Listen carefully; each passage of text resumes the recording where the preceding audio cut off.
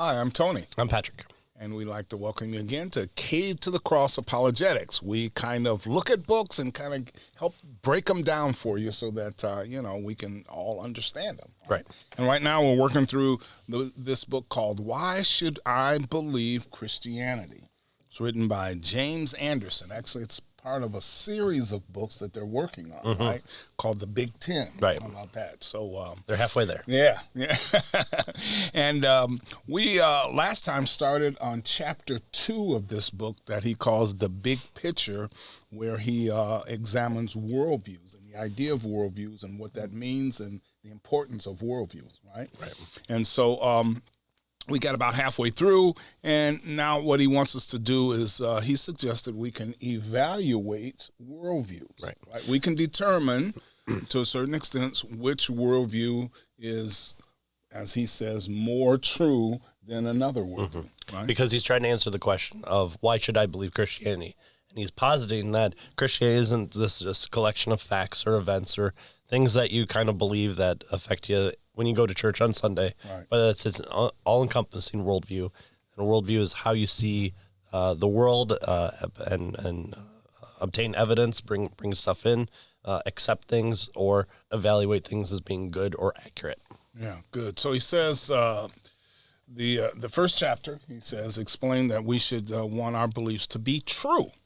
And the way we determine whether our beliefs or our other people's beliefs are true are by considering reasons for and against those beliefs, right? So if we want to know if a particular belief is true, one of the things we do is we ask for the reasons to determine whether or not that belief is true. So, here I have a book.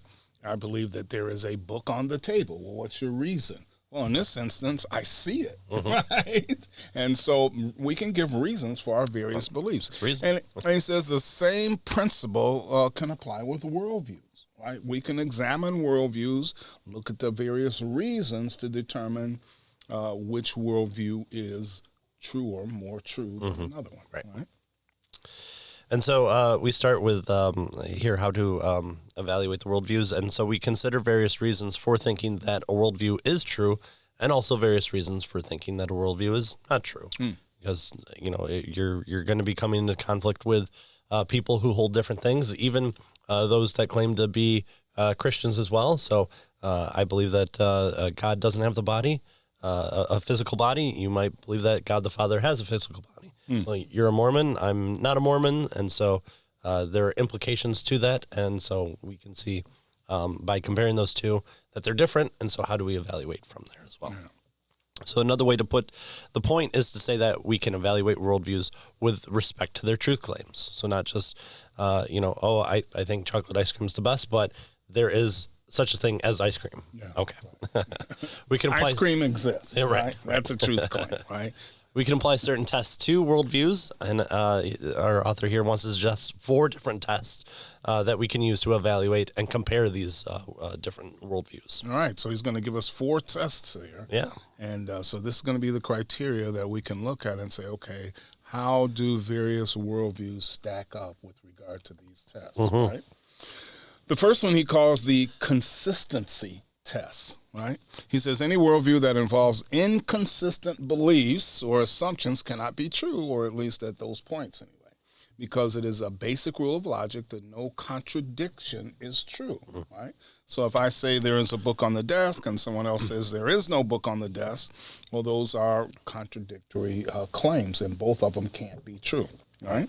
And so he says very rarely will someone have a worldview that involves a explicit contradiction like that, right? No book, some book, right? In fact, he says he's never come across a worldview that says, for example, God both exists and God does not exist. Right. We say things like, language doesn't exist. But then you go, okay, well, how do you know that? Yeah. So then I go in to explain it. By just the mere fact of doing that. I'm showing that I'm contradicting it, or I'm not able to live within that idea. That's right. And so I'm being inconsistent. So I would fail the consistency test. So language doesn't exist. Well, how do you say that? Right. You just don't. Yeah. The tree falls in the forest and no one's around. And so that's type of things that we look at. All right. So consistency, right? So what's more common is that we encounter here with the consistency test is that we encounter people with foundational convictions or assumptions that seem to be implicitly contradictory. And he gives an example here that he's met people that believe that there are no moral absolutes, no moral law that applies to everyone, but who also think there's this cosmic law of karma. You get what you give. If you do bad things in the world, it's bound to bite you. Right. I don't really know if we see that. According to which we're rewarded for our good deeds and punished for our bad deeds, not in this life, then in the next. Okay, that might be something to look at. On the face of it, these beliefs are inconsistent because if there's such this thing as karma, there must be an absolute moral law by which people's deeds can be judged good or bad. Right. A big rubber band in the sky that reflects back the negative attitude that you have towards people, and you've pushed somebody over on their bike, but then you slip on the ice. Right. There's your karma for you. So this is what he calls an implicit inconsistency, right, or contradiction. If indeed there is no moral law, right, so there's no way to judge people morally because there is no moral law, then how in the world do you determine what is good karma and what is bad karma, right? You're using some type of standard, the moral law, right, to determine good or bad in that instance, right? And so you're being implicitly contradictory in your statement, right? Kind of thing, yeah. The next one is the so what's the coherence test? Well, he says the word coherence literally means to stick together or to be united, right? Cohere, right? He says a worldview coheres if its parts hold together well and support one another. Right? So if a worldview includes beliefs and assumptions that appear to be unrelated to each other or in tension with each other, then the worldview lacks coherence. And conversely, if a worldview includes beliefs and assumptions that are closely intertwined, right, where some parts explain other parts, then that worldview has coherence. It fits together well, right?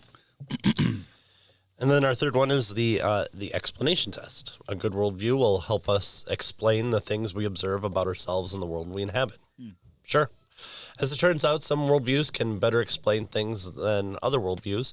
As philosophers say, they have more explanatory power, which makes the explanation test a very valuable test of the worldview. So things like, it's within fire's nature to go up to the sky. Okay, well, like what part of their nature? How does if you burn paper, how does it know to go to the sky? Well, then you have the thing like gravity. Okay, gravity offers a better explanatory power of that. So it's within its nature, within the scope of a viewpoint of gravitational fields. Yeah. So notice if you say it's the nature of fire, then that's your explanation for why it's acting or behaving the way it is. And then you say, well, what do you mean by nature? And now you have to say, well, you mean it's fire. Yeah. And so fire forms. Yeah. And so now it's the nature of fire that causes it to act this way. Well, what do you mean by nature? Well, I mean that it has fireness. Right? Right. And so now you're in a circle, right? The nature causes it and it's based on fireness. And so, yeah, that's a problem. Right. So if a worldview can explain things and explain them well, that's a good indication that the worldview is true. So it offers a little bit more. We can test things for gravity. We can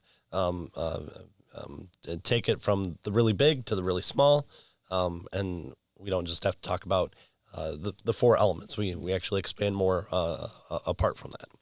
So if one worldview can better explain things than another worldview, we have more reason to believe the first and the second. So we can do this with Christianity and atheism. Atheism can explain things, but Christianity seems to offer the better explanation, according to us. Yeah. So that's the explanation test, right? Which one explains better, right? What our observations, our perceptions, that sort of thing. And then he says there's the evidence test. right? So this one is kind of a tricky wicket, right? Yeah. Kind of sticky Yeah, yeah. wicket type of thing, right?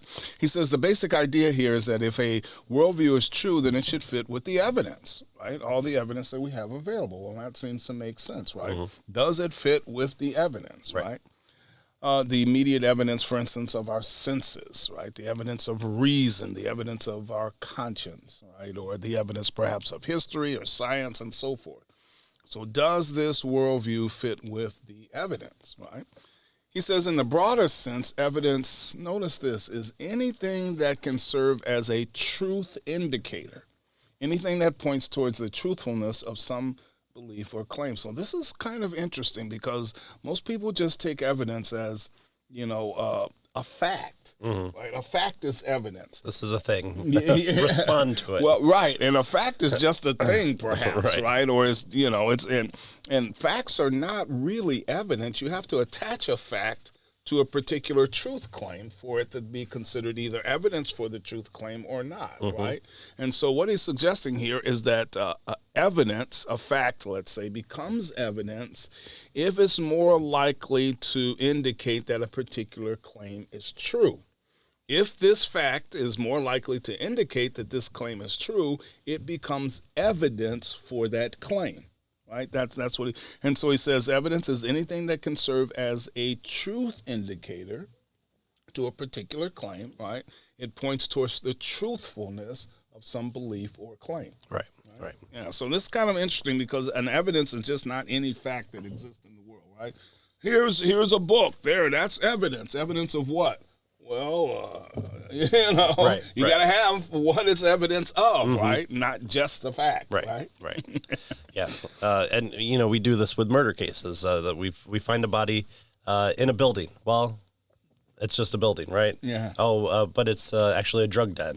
Okay. Well, that might add to the evidence that he was murdered for a reason. Yeah. And so we might bring that into our evidence field and put that in our little notebook as an indicator. Yeah. Truth indicator. Yeah. The evidence we use in everyday situations is often observational in nature, based on sense perception.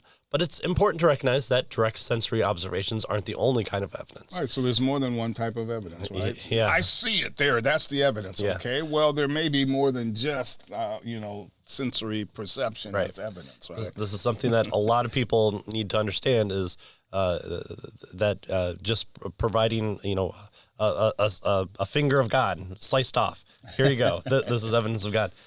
Is not the only way to present evidence. All right, so here it is. I write 2 + 2 = 5, and you say, what's the evidence that 2 + 2 = 5? Well, I can see it right there, so that's the evidence. Right. I see it. Yeah. Right? Yeah. Well, really? I sense it well. So our internal faculties of intuition, reason, and conscience can also serve as sources of evidence for certain truth claims. Right. So it's unreasonable just because someone has written 2 + 2 = 5 to take that as evidence that 2 + 2 = 5. Right. You can believe that statement is 2 + 2 = 5, but that doesn't mean there's the equals is correct. Yeah. We rely on external sources of evidence too, such as testimony and of trustworthy people. Right. We do this for history as well. Unless if you see Abraham Lincoln with your own eyes, pictures can be faked, video can be faked. I don't care about his documents. I don't care what the scholars say. Okay, well then you're never going to believe Abraham Lincoln existed. Yeah. Okay, you're going to have a hard time with anything in history whatsoever. And so the evidence test, he says, is important because a person's worldview can be confirmed by the evidence, or it can be disconfirmed by the evidence, right?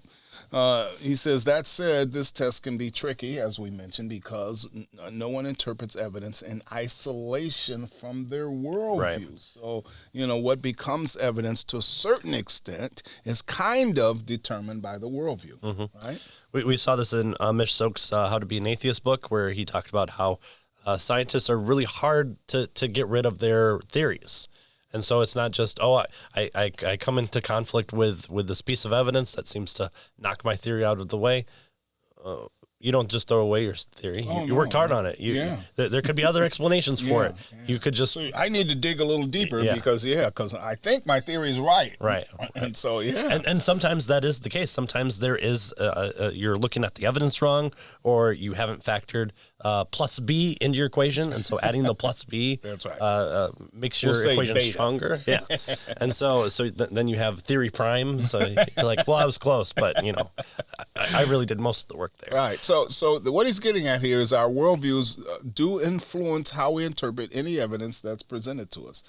So we can't just point to the evidence, right? Or the facts to approve or disprove a particular worldview. Right. So when presented with a piece of evidence, each of us will try to fit that evidence into our current worldview.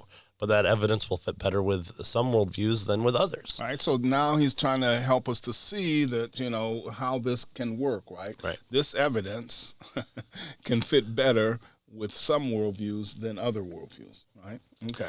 One way to approach the evidence test is to consider what we expect to observe if a particular worldview were true. Let's assume for the sake of argument, worldview X is true. Would we see that evidence could come about? A, B, and C, right? We would expect A, B, and C if worldview X were true, right? So that's what we expect. So do we see that, right? If we don't, that may be an indicator that worldview X isn't true, right? It doesn't meet our expectations based on what the worldview should provide, right?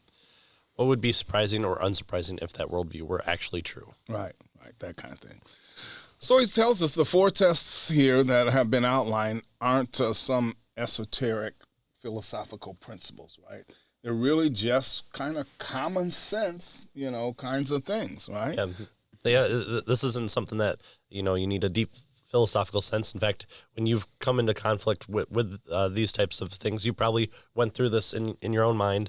You probably didn't have steps 1 through 4, but that's how worldviews work and how you're evaluating different truth claims when you come into conflict or just into the space that you work in.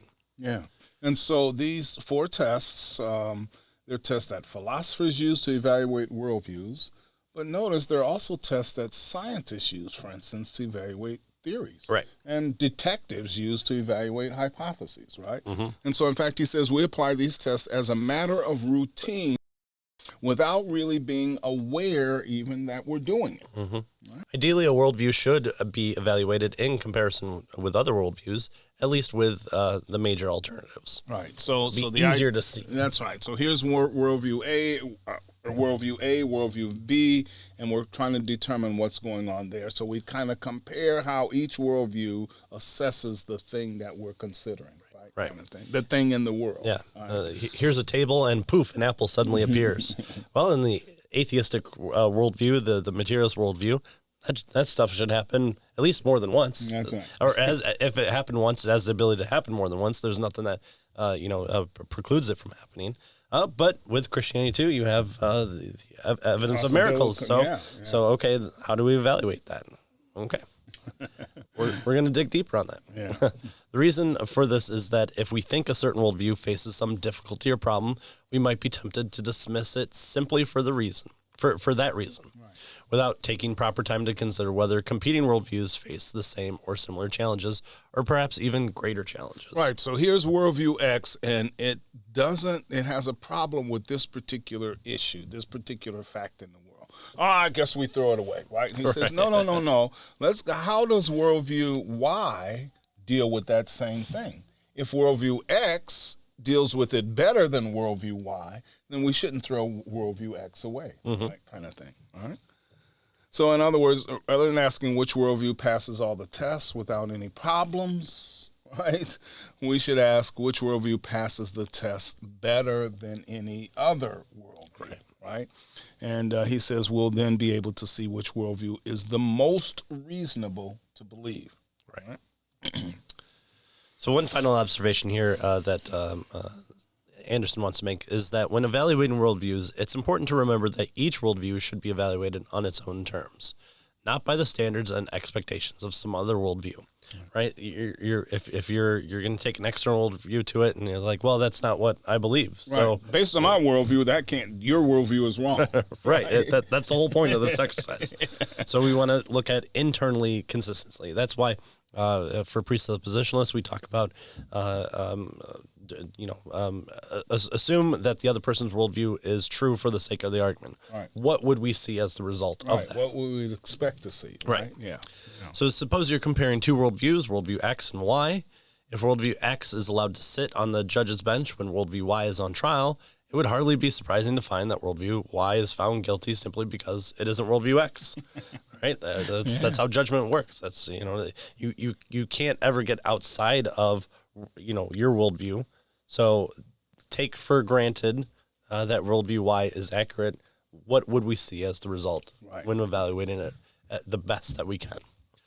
One might as well argue that the English language is flawed because it doesn't follow grammatical rules of Latin. Right. So English must be wrong because Latin is our worldview language, right? And English doesn't follow the rules of Latin, so English is wrong. Well, wait a minute, right? We want to evaluate English on its own, right? And not just through the view of my Latin language. Although teaching a 5-year-old English seems to be true that English is wrong. And so he says finally that he wants to emphasize this point because people who criticize Christianity often do so without realizing that their objections actually take for granted some other worldview than Christianity. Right? And so he says no one should reject Christianity simply because it's not some other worldview, right? That it isn't something that's Christianity, right? Christianity is wrong. Why? Well, because it's not this worldview. Well, wait a minute. Let's look at it in terms of it doesn't allow me to do everything that I want to do. If Christianity were true, it would let me. Yeah. Well, that's not what Christianity says that you can do. Okay. Yeah. Good. And so this kind of this ends chapter 2, where he talks about the big picture in terms of worldview. Right. And now what he's going to move to next in chapter 3 is the idea of Christianity as a worldview. And he's going to pursue this particular idea. Right. And so we're going to go into that in greater detail and learn about Christianity. Hey, what do you know? We're learning about Christianity here. So thanks again for continuing to watch us, listen to us, however way you consume us. If you could share it around, that'd be awesome. And we appreciate those that do, and allowing us in your ear or in your ride home or wherever you might be out running. That might be weird, but hey, it's your run time. So thanks again, and we'll see you next time. We'll see you next time.